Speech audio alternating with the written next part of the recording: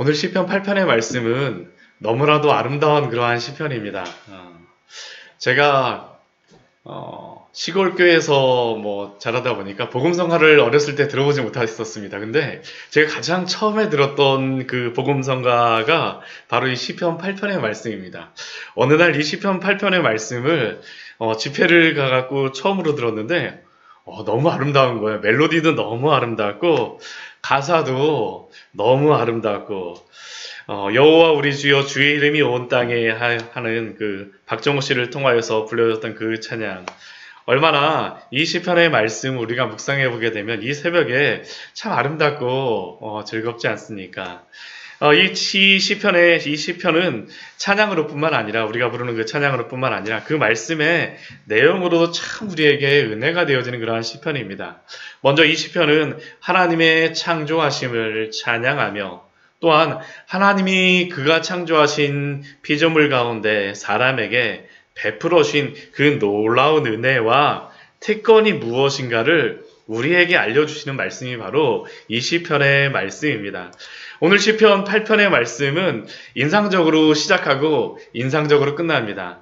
여호와 우리 주여 주의 이름이 온 땅에 어찌 그리 아름다운지요 라는 이 시편의 고백으로 시작을 하고, 또 마지막 또 어떻습니까? 여호와 우리 주여 주의 이름이 온 땅에 어찌 그리 아름다운지요라고 시편을 가로를 이것으로서 딱 쳐놓고 나서 이 시편이 시작되고 끝마치고 있습니다. 흡사 우리 여호와 우리 주의 이름이 온 땅에 그리 어찌 그리 아름다운지 처음부터 마지막까지 꽉 채워갖고 보여주고 우리 보라고 말씀하는 그러한 시편처럼 들리지 않습니까? 여호와가 우리의 주님이 되어주십니다.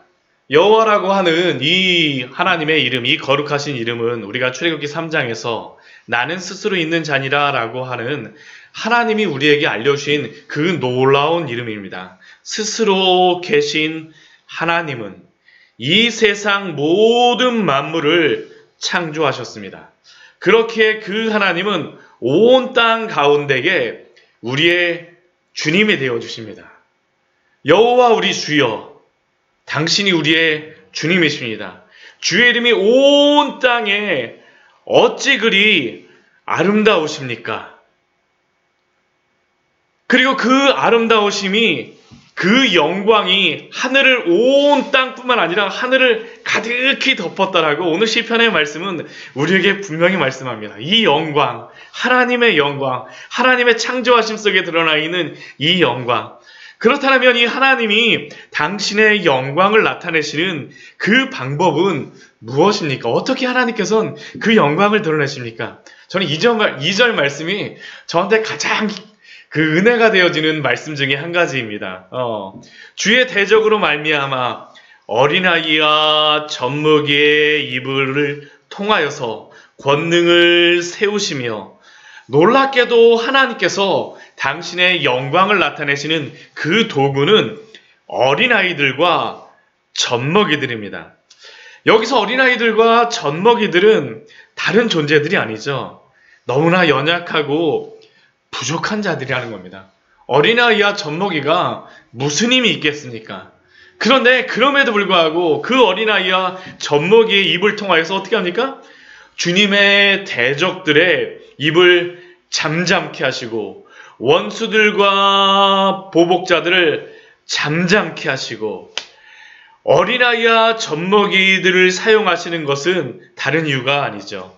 이들이 능력이 없기 때문에 하나님이 이들을 사용하시는 거라는 것을 분명히 보여주는 겁니다. 어린아이와 젖먹이의 능력이 아니라 하나님의 능력이심을 보여주시는 것이죠. 그리고 성경 전체가 바로 이것을 우리에게 증명하는 책이 바로 성경 아닙니까? 하나님이 사용하셨던 그 모든 믿음의 영웅들의 공통적인 특징을 보십시오. 저는 그 출애굽기에서 모세를 볼 때마다 모세가 스스로 자신이 너 가서 이스라엘 백성들을 구원하는 데 가서 내 일을 행하라 하니까 모세가 뭐라고 말합니까? 하나님, 저는 입이 둔해요. 할 수가 없습니다. 우리 출애굽기 4장 10절 말씀서부터 그것을 모세가 고백하지 않습니까? 저는 입이 둔해서 할 수가 없습니다. 근데 이것은 한 번만 말한 게 아니더라고요. 세 번씩이나 그 모세가 하나님 앞에 이야기합니다. 저는 입이 둔합니다. 6장 12절 말씀에 봐도 하나님 앞에서 여호와 앞에 아뢰되 이스라엘의 자손도 내 말을 듣지 아니하였거든. 바로가 어찌 내 말을 들으리까. 나는 입이 둔한 자입니다. 저는 입이 둔해요. 세 번씩이나 말한 것은 도대체 무엇 때문에 그렇게 말하겠습니까? 정말 모세가 입이 둔한 겁니다. 정말 모세가 입이 둔한 거죠. 그런데 그 입이 둔한 그 모세를 통하여서 하나님 어떻게 하십니까? 이 세상 최고의 권위자, 최고의 힘, 바로를 잠잠케 하셨습니다. 다윗도 그렇지 않습니까? 가장 힘 있는 왕이라고 하였던 그 다윗. 근데 그 다윗에게 하나님이 기름을 부으라고 사무엘에게 이렇게 기름을 가지고 가게 하셨는데 그 이새에게 알려갖고 모든 아들들을 다 불러라는데 아버지인 이새가 다윗에 대하여서 무엇이라고 말합니까? 우리 사무엘상 우리 16장 11절 말씀을 같이 한번 찾아볼까요? 이 말씀도 저는 참 은혜가 되어지는 말씀 중에 하나가 이겁니다. 사무엘상 우리 16장 11절의 말씀입니다. 사무엘상 16장 11절 말씀입니다. 우리 앞부분만 같이 한번 읽어보도록 11절 말씀 같이 한번 읽어보도록 하겠습니다. 또 사무엘이 이새에게 이르되 내 아들들이 다 여기 있느냐? 이새가 이르되 아직 막내 아들이 남아있는데 그는 양을 치는 자니이다. 하나님께서 사무엘에게 기름을 부으라고 말씀하셔가지고 기름을 부어야 되겠는데 하나님이 기름을 부으라고 말씀을 하지 않으세요. 이 사람은 내 마음에 합한 자가 아니야. 이는 아니야. 사무엘이 그러니까 결국에 이새에게 뭐라고 질문합니까?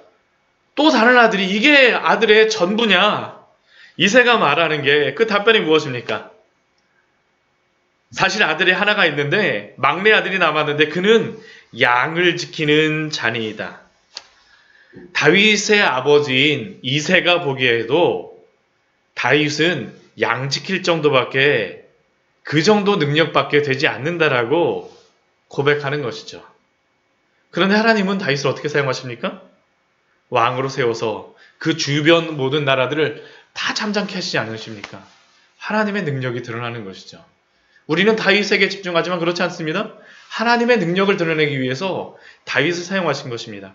예레미야의 고백도 그게 아닙니까? 예레미야 1장 5절 말씀에서 하나님이 예레미야에게 이렇게 말씀하세요. 내가 너를 모태에 짓기 전에 너를 알았고 내가 배에서 나오기 전에 너를 성별하였고 너를 여러 나라의 선지자로 세웠노라 하시기로. 그런데 예레미야는 하나님 앞에서 뭐라고 고백합니까?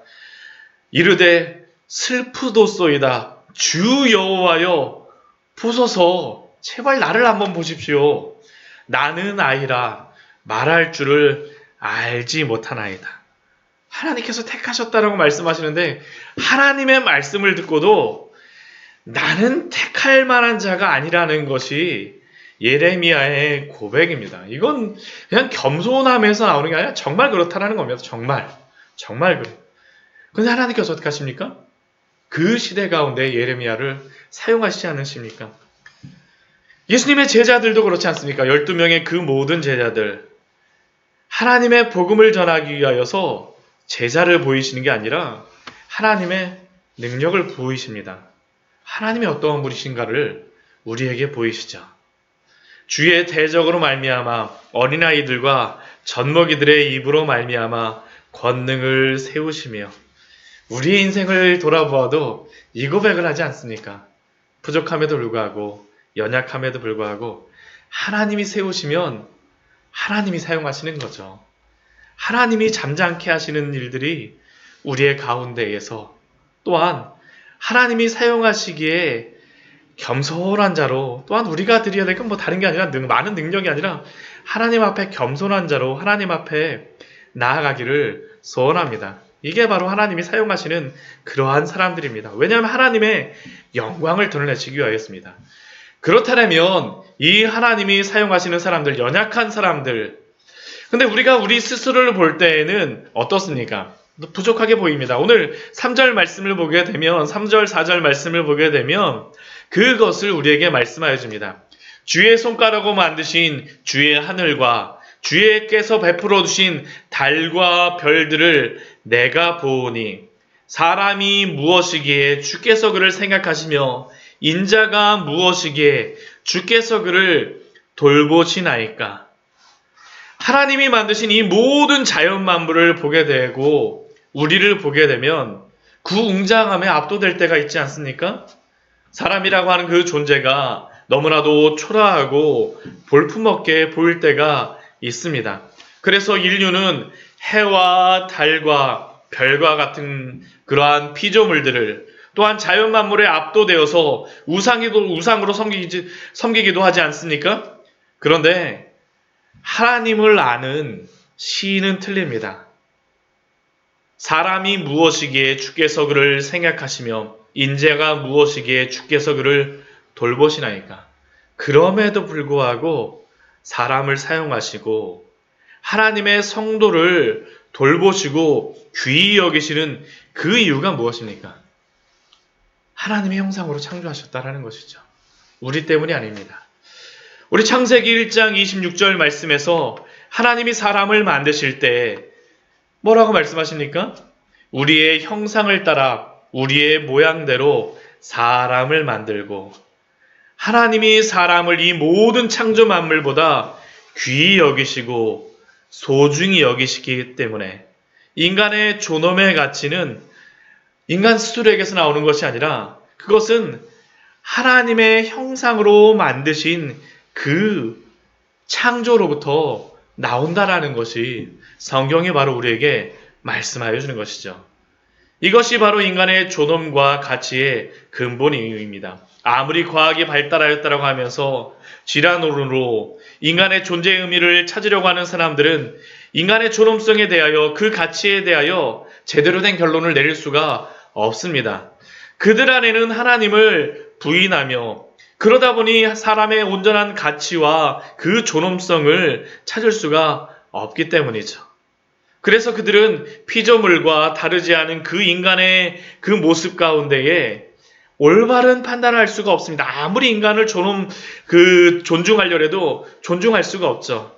그러나 결코 하나님 안에 있는 사람들에게는 하나님 안에 있기 때문에 하나님이 창조하셨기 때문에 그 형상 가운데에 그 존엄성을 찾을 수 있는 줄 믿습니다.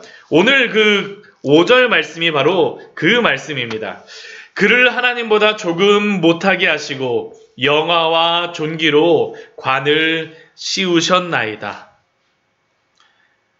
하나님보다 조금 못하게 그러나 하나님의 형상으로 창조하심으로 말미암아 사람들에게 영화와 존귀로 관을 씌우셨습니다. 그래서 사람들에게 맡기신 것이 무엇입니까? 모든 피조물들을 다스리게 하시는 것이죠. 하나님의 그 창조의 그 위대함은 어린아이와 젖먹이와 같은 그 사람들, 모든 피조물 가운데 압도될 수밖에 없지만 그러나 하나님이 창조하셨기에 하나님의 형상을 가진 그 사람들을 통해서 하나님은 그 영광을 드러내기를 원하십니다. 그래서 6절서부터 8절까지의 말씀은 그것을 말씀하고 있지 않습니까? 주의 손으로 만드신 것을 다스리게 하시고 만물을 그의 발 아래 두게 하시고 곧 모든 소와 양과 짐승을 다스리게 하시고 공중의 새와 바다의 물고기와 바닷길에 다니는 모든 것들을 다 다스리게 하셨습니다. 이게 바로 사람에게 주신 그 축복이었었죠. 그 은혜입니다. 이것을 아는 그러한 사람들은 하나님의 형상으로서의 그 일들을 감당할 수가 있습니다. 그런데 사람의 비극이 무엇입니까? 인류의 비극이 무엇입니까? 하나님은 사람을 하나님의 형상으로 완전하게 창조하셨으나 사람이 범죄한 것입니다. 그렇지 않습니까? 전도서 말씀에서 이것을 한 구절로 아주 명확하게 우리에게 말씀하여 줍니다. 우리 전도서 7장 29절 말씀 우리 같이 한번 보도록 할까요? 전도서 말씀에서 이것에 대해서 한 구절로 우리에게 이렇게 말씀합니다. 전도서 7장 29절 말씀입니다.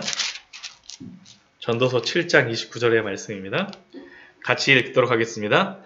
내가 깨달은 것은 오직 이것이라. 곧 하나님은 사람을 정직하게 지으셨으나 사람이 많은 꾀들을 낸 것이니라.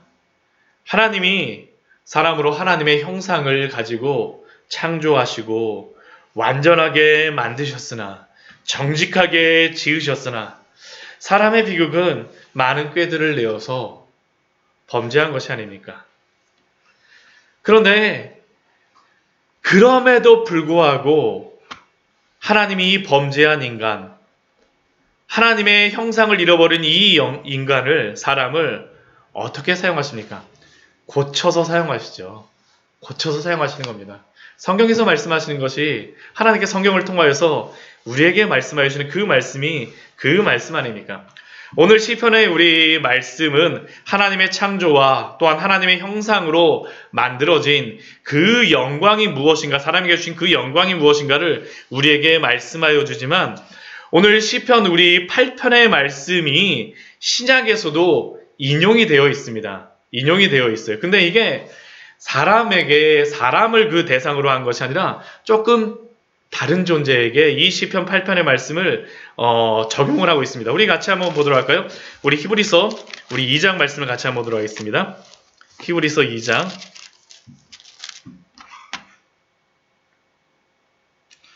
우리 히브리서 2장 우리 6절 말씀서부터 우리 같이 한번 보도록 하겠습니다. 히브리서 2장 6절 말씀부터 우리 2장 6절 말씀 우리 7절 우리 6절서부터 8절까지 먼저 읽도록 하겠습니다.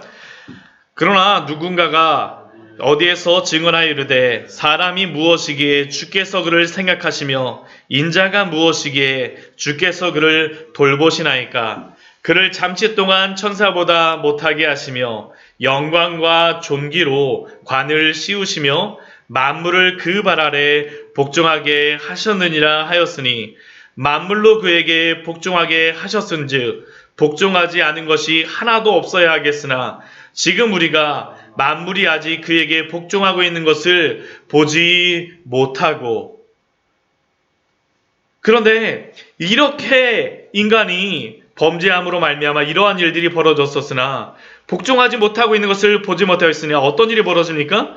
우리 9절 10절 말씀 우리 또 이어서 읽겠습니다. 오직 우리가 천사들보다 잠시 못하게 하심을 입은 자 곧 죽음의 고난받으심으로 말미암아 영광과 존귀로 관을 쓰신 예수를 보니 이를 행하심은 하나님의 은혜로 말미암아 모든 사람을 위하여 죽음을 맛보려 하심이라.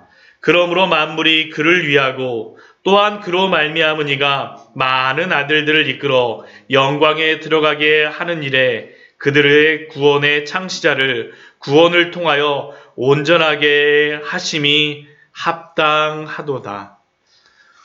오늘 시편 8편의 말씀은 히브리서 2장 말씀을 보게 되면 사람에게 적용하는 것이 아니라 누구에게 적용하고 있습니까? 이분이 바로 예수 그리스도임을 우리에게 알려주고 있습니다.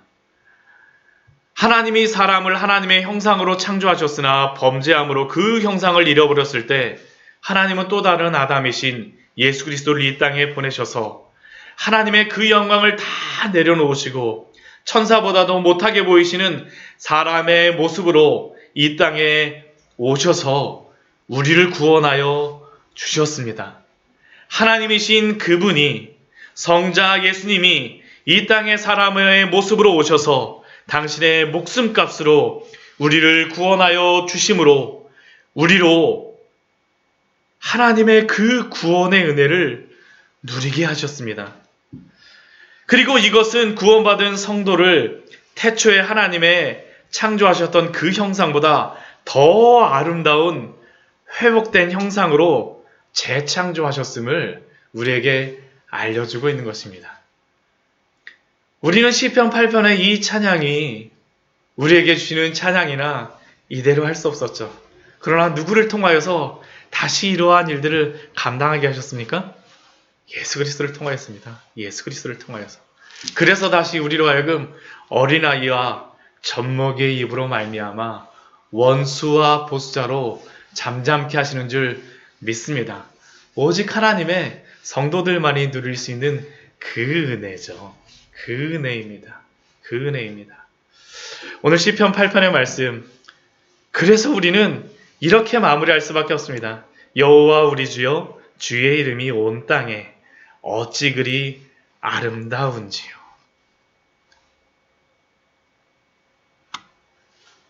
우리 하나님의 그 위대하신 이름뿐만 아니라 우리 주 예수 그리스도의 그 아름다우신 이름으로 우리를 구원하시고 회복하셨습니다. 그렇기에 이것을 아는 모든 성도는 오늘도 외칠 수밖에 없습니다. 우리 9절 말씀 같이 한번 읽을까요? 여호와 우리 주여, 주의 이름이 온 땅에 어찌 그리 아름다운지요. 같이 기도하도록 하겠습니다. 하나님, 오늘